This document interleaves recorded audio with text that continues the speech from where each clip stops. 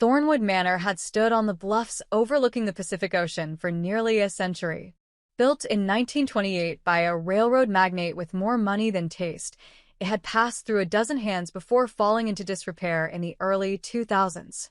When I first saw it 3 years ago, the gardens were overgrown, the ballroom ceiling was water-stained, and the grand staircase had a crack running through 3 of its marble steps. I had fallen in love with it immediately.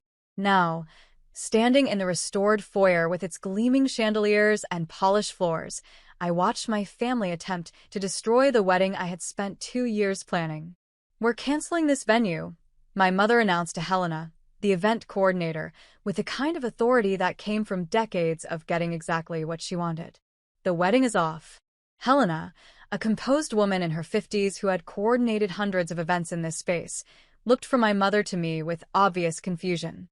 "I'm sorry, Mrs. Lawson, but I don't have any cancellation request from the bride. The bride doesn't know what she's doing." My mother cut her off with a wave of her hand. "She can't afford this place anyway. We all know that. This wedding is a fantasy that's gone on long enough." My father stepped forward, his corporate lawyer persona fully activated. "We'll need a full refund of whatever deposit was paid. I'm sure you understand that under the circumstances, holding funds for an event that won't be taking place would be legally questionable."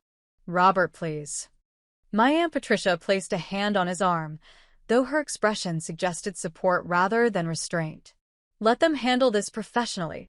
The them in question was the small army of family members who had descended on Thornwood Manor this morning, ostensibly for a final walkthrough before tomorrow's ceremony. My mother, my father, Aunt Patricia, Uncle William, my grandmother Eleanor, my younger sister Madison, and Madison's husband Derek, all gathered in the foyer like a jury that had already reached its verdict.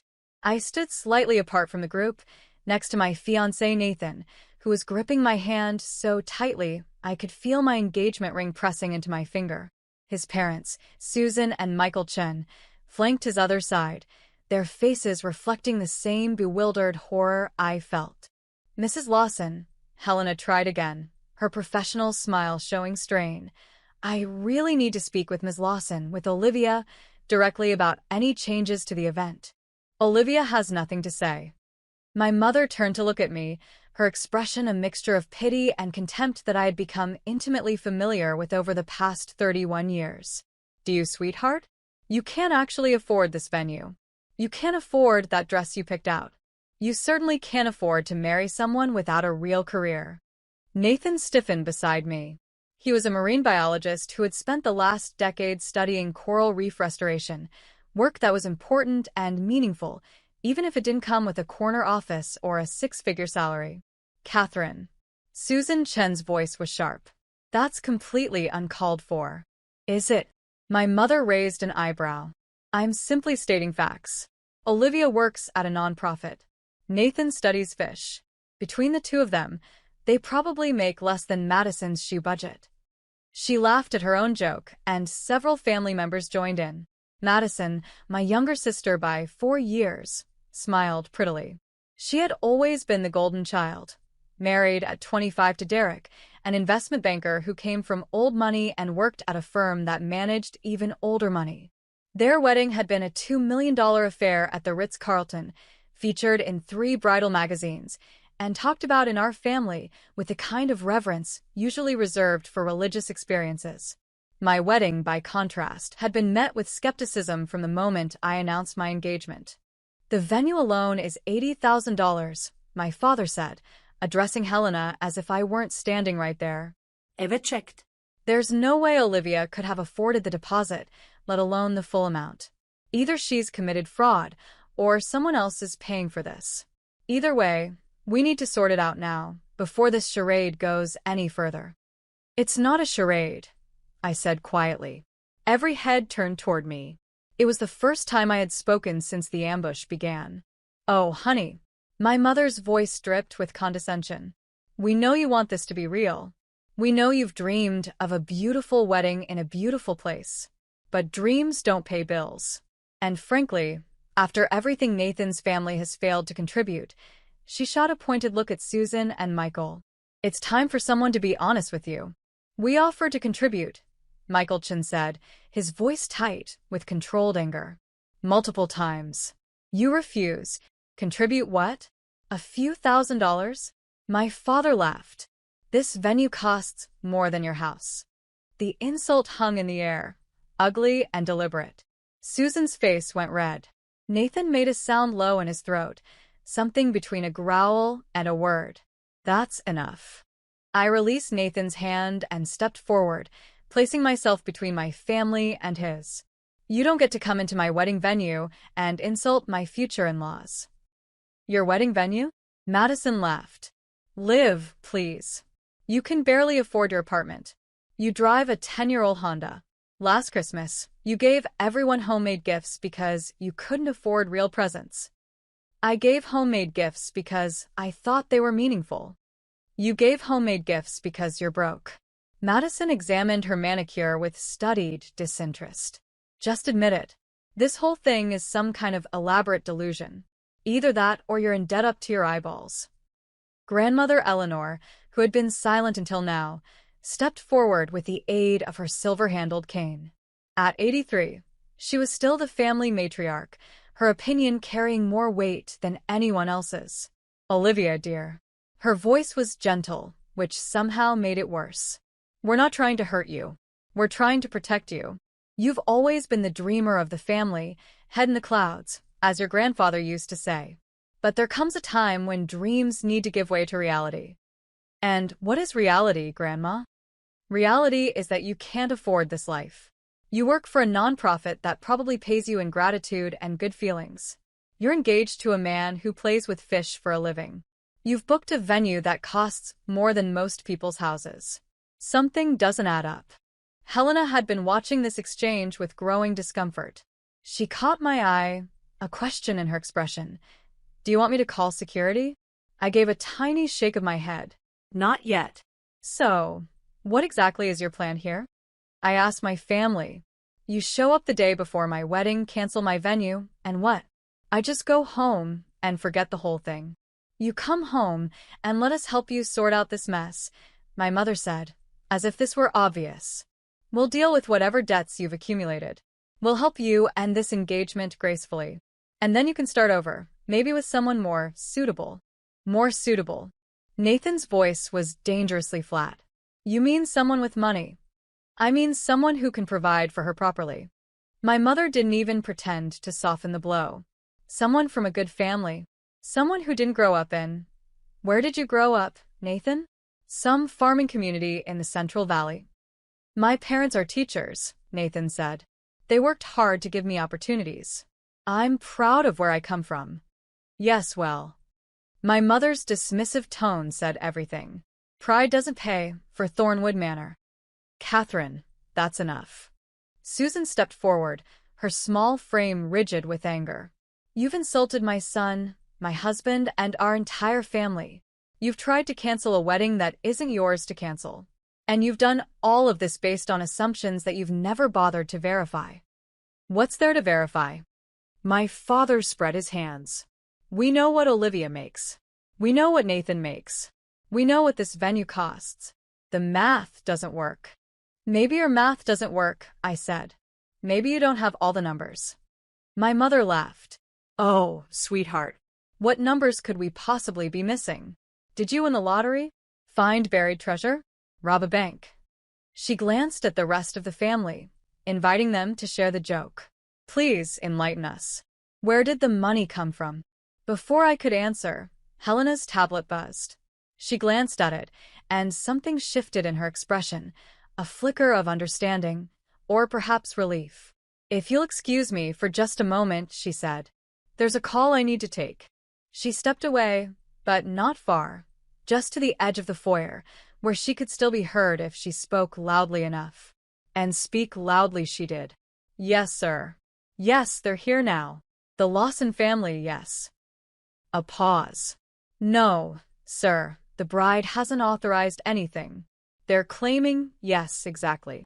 Another pause, longer this time. I understand completely. I'll let them know you're on your way. She ended the call and returned to the group, her professional smile now carrying a hint of something I could only describe as anticipation. The property owner has been informed of the situation, she announced.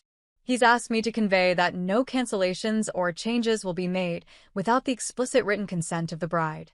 He's also coming down to address your concerns personally. The property owner? My father's eyes narrowed.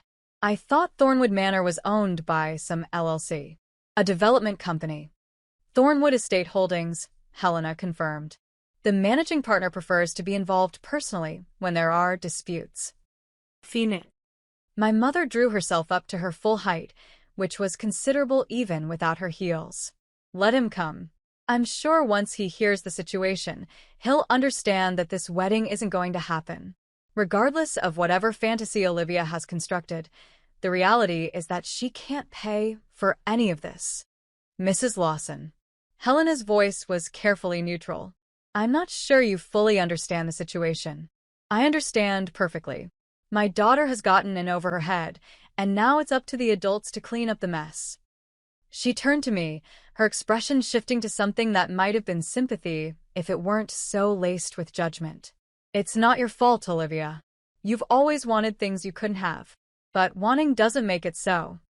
I was quiet for a long moment, looking at my mother, really looking at her. This woman who had given me life, but had never seemed to actually see me. Who had praised Madison's every accomplishment while dismissing mine as cute hobbies. Who had made it clear from childhood that success meant money, status, and marrying well, and that anything less was failure. You know what I've always wondered, Mom? I said finally. Why you never asked about my work. In 12 years at the foundation, you've never once asked what I actually do. You answer phones and plan fundraisers. We know what you do. I'm the executive director. I have been for 6 years. Before that, I was the director of programs. Before that, I was a program manager. I worked my way up, Mom, just like Dad always said people should. My father waved this away. Executive director of a tiny nonprofit is still just a nonprofit. You make, what, $60,000 a year? 70?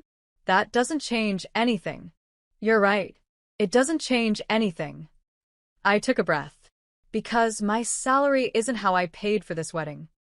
Then how? The question was interrupted by the sound of footsteps on the grand staircase. Everyone turned to look. A man was descending, mid-30s, wearing jeans and a casual button-down shirt, his dark hair slightly disheveled. He moved with the easy confidence of someone completely comfortable in his surroundings. Because he was. Because this was his home. Because he was my brother. Sorry I'm late, Ethan said, reaching the bottom of the stairs. I was on a call with the London office. He nodded at Helena. Thanks for the heads up. My mother had gone very pale. Ethan? What are you doing here? I live here, Mom. Ethan crossed to stand beside me, draping an arm over my shoulders. Or did you forget that when you were trying to cancel Olivia's wedding? Ethan Lawson, the firstborn. The prodigal son who had left home at 18 after a spectacular fight with our parents and hadn't looked back. He had worked 3 jobs to put himself through college, then 3 more to fund a startup that had failed, and then another startup that had succeeded spectacularly. By 30, he had sold his second company for 9 figures and effectively disappeared from the public eye. Our parents had spent years trying to reach out to him, to bring him back into the fold, to claim credit for his success. He had rebuffed every attempt, but he had never stopped talking to me. I don't understand, my father said slowly. You own Thornwood Manor? I bought it 3 years ago. It was falling apart and I liked the bones. Ethan shrugged. Olivia helped me with the restoration. She has a good eye for design. Probably would have been an architect if anyone had ever encouraged her. My mother's eyes darted between us, trying to calculate this new equation. So, you're paying for her wedding? As some kind of charity. I'm paying for her wedding because she's my sister, and I love her. Because she's marrying a good man who makes her happy. And because... Ethan's voice hardened.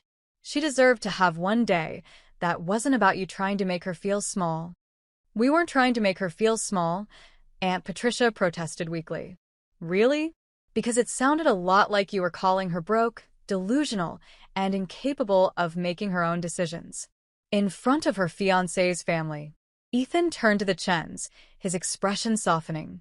Susan Michael, I'm sorry you had to witness that. The Lawson family has a long history of being terrible to anyone who doesn't fit their idea of success. Ethan, that's not fair, my mother said. We were trying to protect Olivia. You were trying to control Olivia. Like you've always tried to control all of us. Ethan's arm tightened around my shoulders.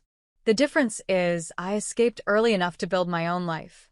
Madison gave in and became exactly what you wanted. And Olivia?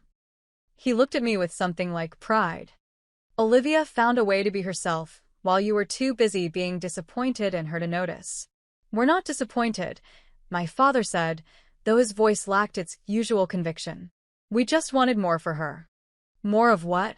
More money? More status? More misery? Ethan shook his head. She runs a nonprofit that provides housing assistance to homeless families. She's helped over 10,000 people find stable housing in the past decade. She makes $68,000 a year, and she's happier than Madison has ever been in her $2 million house with her investment banker husband. Madison's face flushed red. Excuse me? It's true and you know it. Ethan's voice wasn't cruel, just matter of fact. I'm not saying your life is bad, Madison. I'm saying you live by their rules, and their rules don't actually make anyone happy. They just make people rich and respectable and miserable. The foyer had gone silent except for the distant sound of waves crashing against the bluffs outside. My grandmother was leaning heavily on her cane, her face unreadable. My parents looked like they had been physically struck. The wedding is tomorrow, Ethan continued. Olivia is getting married here, in this house, to the man she loves.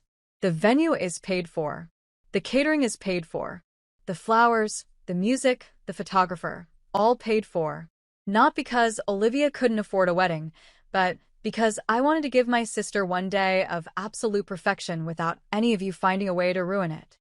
But you didn't tell us, my mother said. All these years, you didn't tell us you owned this place. You didn't tell us you were back in contact with Olivia. Because I knew exactly what would happen if I did.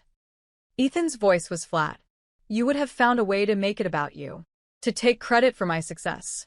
To use my money to control Olivia the way you use yours to control Madison.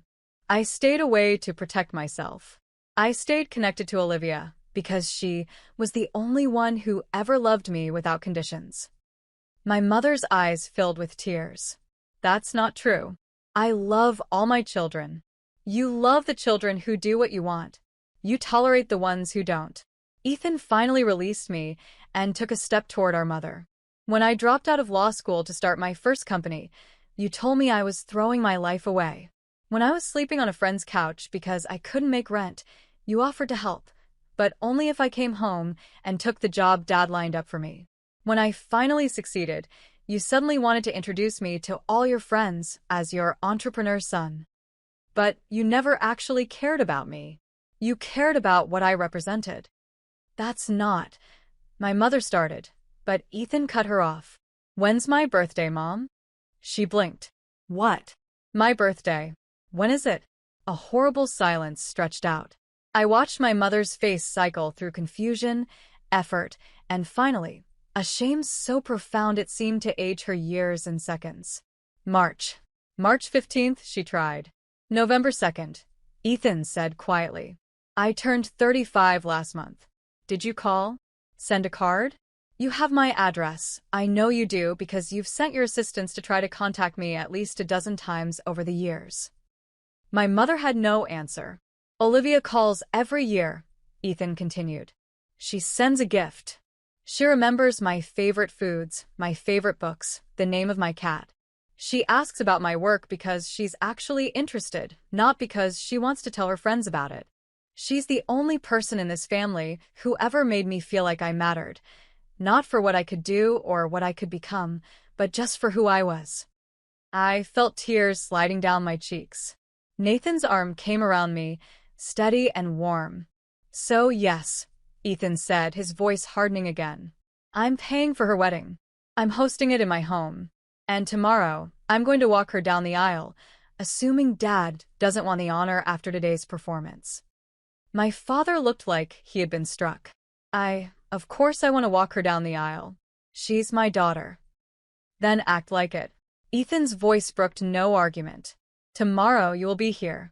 You will be supportive. You will smile in photos and make pleasant conversation with Nathan's family. You will not make comments about money, about careers, about who deserves what. You will treat Olivia like the incredible person she is, and you will treat Nathan like the man who makes her happy. Is that clear? Another silence. Then slowly, my father nodded. Good. Ethan turned to Helena. Could you show the Lawsons to the guest cottage? I think everyone needs some time to cool down before the rehearsal dinner. Of course, sir.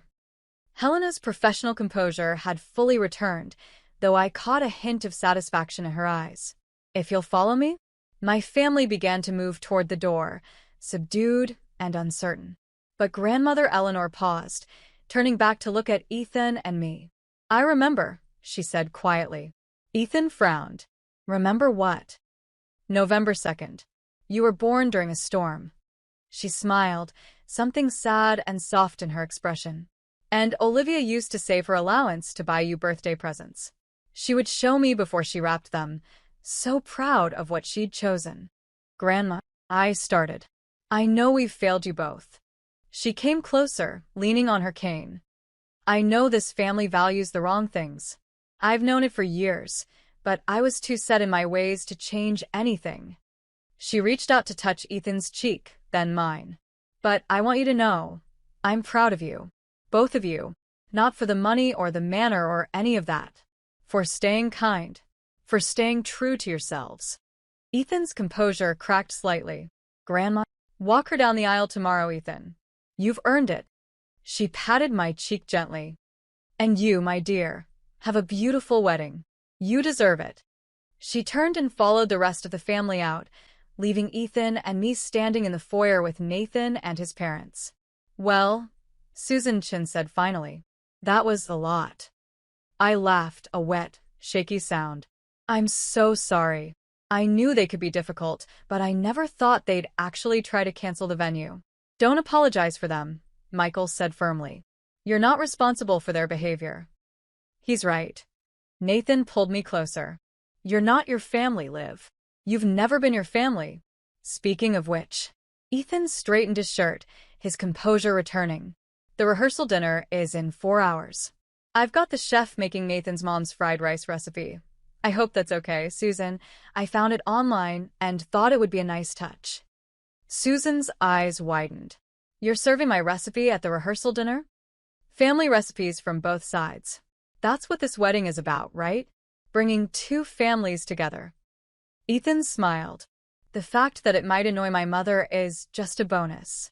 Susan laughed, a genuine, delighted sound. I think I'm going to like having you as family, Ethan. Likewise. He turned to me. Now, you have a wedding to prepare for. Helena will show you to the bridal suite. I had it redone last month, and I think you're going to love it. Nathan, the groom's quarters are in the East Wing. I suggest you both get some rest. What about you? I asked. I have some phone calls to make. He pulled his phone from his pocket, starting with the family lawyer, just in case Dad decides to make any more trouble between now and tomorrow. You think he will? No. Ethan shook his head. I think I scared him enough to behave. But preparation beats hope every time. He headed for the stairs, pausing halfway up to look back at me. Hey, Liv. Yeah. I meant what I said. You're the reason I stayed sane all those years. The reason I didn't just cut the whole family off and disappear. His expression softened. You saw me when no one else did. I just wanted to return the favor. Before I could respond, he was gone, disappearing up the stairs to whatever corner of this enormous house he called his own. Nathan squeezed my hand. Your brother is something else. He really is. I wiped my eyes with my free hand. I still can't believe he bought this place. He never even told me until the renovation was finished.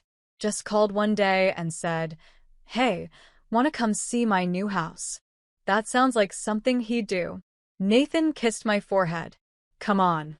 Let's go see this bridal suite. I have a feeling tomorrow is going to be a very long day. The wedding was everything I had dreamed it would be, and nothing like my family had expected. The ceremony took place on the bluff, with the Pacific Ocean crashing against the rocks below and the setting sun turning the sky into a canvas of orange and gold. Ethan walked me down the aisle, his arms steady under mine, and when he handed me off to Nathan, I saw tears in both their eyes. My parents sat in the front row, their expressions complicated, but their behavior impeccable. Whatever Ethan had said to them during the hours between our confrontation and the ceremony, it had worked. My mother even managed to smile when Nathan stepped on the glass at the end of the ceremony, a nod to his Jewish heritage that we had incorporated into the otherwise secular service. The reception was held in the restored ballroom, with its soaring ceilings and crystal chandeliers. Susan Chen's fried rice was served alongside my grandmother's pot roast recipe and Nathan's aunt's famous spring rolls. The toasts were heartfelt, the dancing was joyous, and for one perfect evening, both families came together as something approaching a single unit. Around midnight, when the party was winding down and Nathan and I were preparing to leave for our honeymoon, my father found me alone in the garden. "Olivia." I turned. He looked older than he had that morning, as if the day's events had stripped away some of the armor he usually wore. "Dad." He came to stand beside me, looking out at the moonlit ocean. "I owe you an apology. You apologized at the rehearsal dinner. That was a public apology. This is a private one." He was quiet for a moment. "I spent so many years trying to make you into something I understood that I never bothered to understand what you already were. That was wrong. And I'm sorry." "Thank you. I'm also sorry about what I said about Nathan's family. They seem like good people." "They are good people." "Yes." Another pause. "Better than us, probably." I didn't argue with him. "Ethan said something today that I can't stop thinking about." My father turned to face me. "He said you were the only one who ever loved him, without conditions. Is that really how both of you see it? That our love came with conditions?" I considered the question carefully. "I think your love is real, Dad. I've never doubted that you love us.